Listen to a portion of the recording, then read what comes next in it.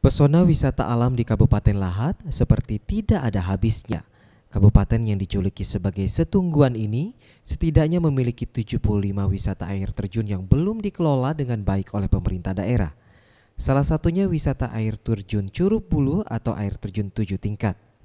Curug Buluh terletak di Desa Lubuk Selo, Kecamatan Gumai Ulu, Kabupaten Lahat, sekitar 36 km atau 1 jam perjalanan ke arah barat daya pusat kota Lahat. Setelah itu, para wisatawan harus melanjutkan perjalanan dengan berjalan kaki dengan trek menuruni bukit tanah yang gembur. Namun untuk mempermudah para wisatawan menuju ke lokasi air terjun Curug Buluh, masyarakat setempat telah membuat tangga sederhana dari kayu sehingga mengurangi resiko tergelincir saat menuruni lembah. Sesuai dengan namanya, mulai dari pegangan tangga hingga di sekitar air terjun kita dapat melihat bulu atau bambu yang menghiasi tempat wisata ini.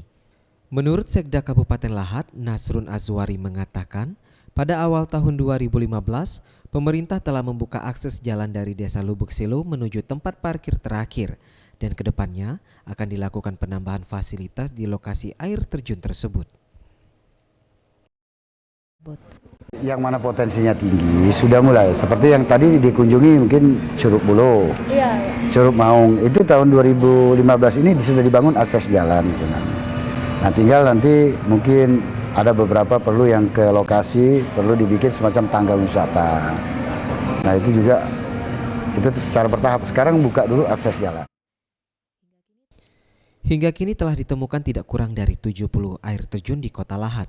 Namun medan yang harus dilalui untuk menjangkau air terjun tersebut masih sangat sulit.